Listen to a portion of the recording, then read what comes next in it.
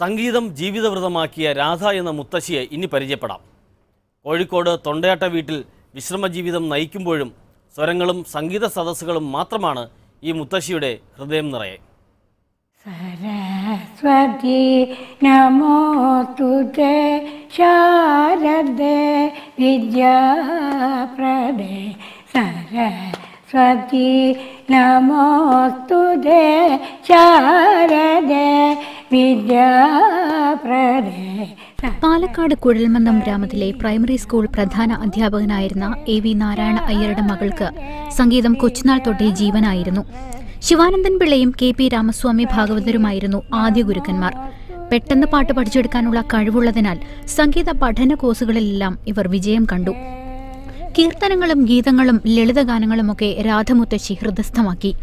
രാജ്യം ആദ്യ സ്വാതന്ത്ര്യദിനം ആഘോഷിക്കുന്ന വേളയിൽ പാവാടയും ബ്ലൗസും ഇട്ട് സഹോദരിയുമൊത്ത് ആനപ്പുറത്തിരുന്ന പാട്ടുപാടിയത് ഇന്നലെ എന്ന പോലെ ഈ മുത്തശ്ശിക്ക് ഓർമ്മയുണ്ട്.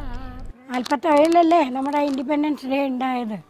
ആ സമയത്ത് ഞാൻ 7ാം ക്ലാസ്സിലോ 8ാം ക്ലാസ്സിലോ പഠിക്കുകയാണ്. അവിടെ ഒരു എലിമെൻ്ററി സ്കൂളുണ്ട്, തൊട്ടടുത്തൊന്നും ഹൈസ്കൂളൊന്നും ഇല്ല.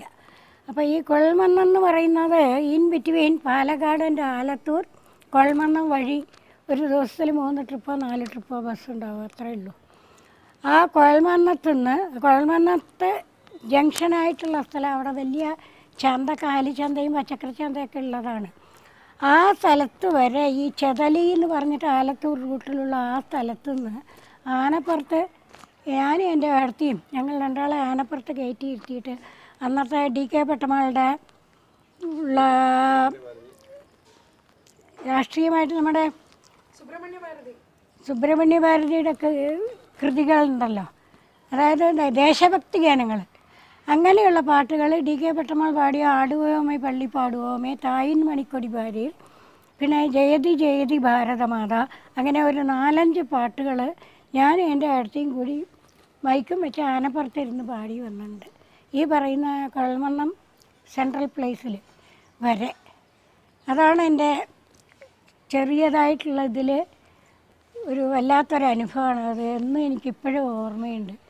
കോഴിക്കോട് ആകാശവാണിയിൽ പാടാൻ അവസരം ലഭിച്ചതാണ് സംഗീത ജീവിതത്തിൽ വഴിത്തിരിവായത്. പാമ്പൻ പാലം ഒലിച്ചുപോയപ്പോൾ ധനസമാഹരണത്തിനായി മാനാഞ്ചിറ മൈതാനത്ത് ആകാശവാണി നടത്തിയ പ്രത്യേക പരിപാടിയിൽ MS ബാബുരാജിനോടൊപ്പം പാടാൻ അവസരം കിട്ടിയത് ഈ മുത്തശ്ശിക്കായിരുന്നു. കരദൃതവീണാ പുസ്തക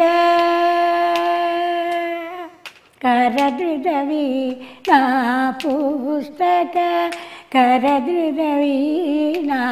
പുസ്തക കരദൃതവീണാ പുസ്തക വരമണിമാലാലങ്കൃത.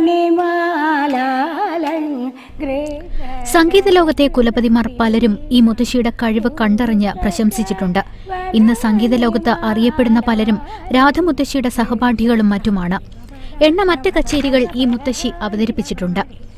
സംഗീതത്തെ ജീവന തുല്യം സ്നേഹിക്കുന്ന രാധമുത്തശ്ശിക്ക് ശാസ്ത്രീയ സംഗീതങ്ങൾ പതിവായി കേൾക്കുന്നത് ഒരു ജീവിതചര്യയാണ്.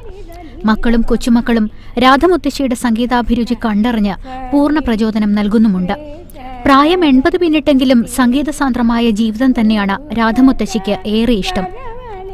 ശാസ്ത്രീയ സംഗീതത്തിന്റെ CD-കളുടെ വലിയ ശേഖരം മുത്തശ്ശിയുടെ മുറിയിലുണ്ട്. പരമ്പരാഗതമായി കൈമാറി വന്ന കൈപ്പുസ്തകം മുതൽ അവസാനമായി അവതരിപ്പിച്ച കച്ചേരിയുടെ വീഡിയോ CD വരെ രാധമുത്തശ്ശി പൊന്നുപോലെ സൂക്ഷിച്ചിട്ടുണ്ട്. ഇന്നത്തെ സംഗീതത്തെക്കുറിച്ച് ചോദിച്ചപ്പോൾ അതിന്റെ ന്യൂനതകളാണ് ഈ മുത്തശ്ശിക്ക് എടുത്തു പറയാനുള്ളത്. അന്നത്തെ പഠന രീതിയും ഇന്നത്തെ പഠന രീതിയും വളരെയധികം വ്യത്യസ്തമാണ്. അന്ന് നമ്മൾ ആ അടിസ്ഥാനം ഉറപ്പിക്കുക എന്നുള്ളതാണ്. ഞാൻ പഠിപ്പിച്ചിട്ടുണ്ട്, കുറേ മ്യൂസിക് ട്യൂഷൻസ് എടുത്തിട്ടുണ്ട്, പഠിപ്പിച്ചിട്ടുണ്ട്. അപ്പോൾ അതിൻ്റെ ട്രഡീഷണൽ സ്റ്റൈലിൽ സപ്തസ്വരങ്ങൾ പഠിച്ചു. ഞാൻ പറഞ്ഞല്ലോ നേരത്തെ, സപ്തസ്വരങ്ങൾ, പഞ്ചമസ്ഥായി വിരിശൈ, താരസ്ഥായി വിരിശൈ, പിന്നെ ഗീതങ്ങൾ, അലങ്കാരം, അങ്ങനെയുള്ള ആ പ്രോസസ്സ് അനുസരിച്ച് അത് പഠിക്കുക എന്നല്ലാതെ അത് വേറെയുള്ള, പിന്നെ നമ്മൾ ലോക്കലായിട്ട് എന്തെങ്കിലുമൊക്കെ പാടുന്ന അത് നമ്മുടെ സ്വന്തം പരിശ്രമം. ഈ പഠനത്തിൽ അത് വരില്ല. അത് കഴിഞ്ഞ് വർണ്ണം കീർത്തനം പഠിച്ച് കഴിയുമ്പോഴാണ് പിന്നെ കുറേയൊക്കെ നമുക്ക് മാസ്റ്റേഴ്സ് ഈ തുക്കട എന്ന് പറയും, അതായത് ഇന്നത്തെ ലളിത സംഗീതങ്ങൾ, അതുപോലുള്ള സെമി ക്ലാസിക്കൽ എന്നൊക്കെ പറയുന്നുണ്ടല്ലോ, അത് കുറച്ചൊക്കെ നമ്മുടെ ഗുരുക്കന്മാരും പറഞ്ഞു തരും. അപ്പോൾ അന്നത്തെ ഇന്നത്തെ പഠന രീതി നല്ല വ്യത്യാസമുണ്ട്. അന്നത്തെ കുറച്ചുകൂടി അടിസ്ഥാനപരമാണെന്നാണ് ഞാൻ പറയുക, എൻ്റെ അനുഭവം വെച്ച് പറയുകയാണെങ്കിൽ. പഴയ ഓർമ്മക്കുറിപ്പുകളുമായി തൊണ്ടയാട് ചിന്മയ സ്കൂളിന് സമീപത്തെ വീട്ടിൽ മക്കൾക്കും കൊച്ചുമക്കൾക്കും ഒപ്പം കഴിയുകയാണ് രാധമുത്തശ്ശി.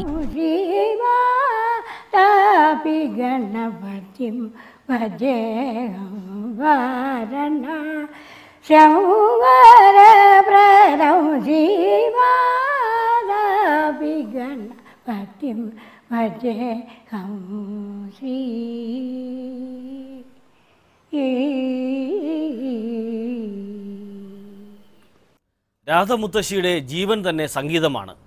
സംഗീതത്തിൻ്റെ ലോകത്ത് ഇനിയും ഏറെക്കാലം ജീവിക്കാൻ ഈ മുത്തശ്ശിക്ക് കഴിയട്ടെ എന്ന് കാഴ്ചയ്ക്കപ്പുറം ആശംസിക്കുന്നു. വാർത്താവേഗത്തിനിടയിൽ പാർശ്വവൽക്കരിക്കപ്പെട്ടുപോയ ജീവിത ചിത്രങ്ങളുടെ ഏടുകളാണ് കാഴ്ചയ്ക്കപ്പുറം പങ്കുവയ്ക്കുന്നത്. നീതി തേടുന്ന ജീവിതകഥകൾ ശ്രദ്ധയിൽപ്പെട്ടാൽ ഞങ്ങൾക്ക് എഴുതുക. ഒപ്പം നിങ്ങളുടെ അഭിപ്രായങ്ങളും നിർദ്ദേശങ്ങളും. എഴുതേണ്ട വിലാസം: the producer, Kazhchakkappuram, Jayan TV, fort PO, Thiruvananthapuram 23. വീണ്ടും അടുത്തയാഴ്ച. ജയ് ഹിന്ദ്.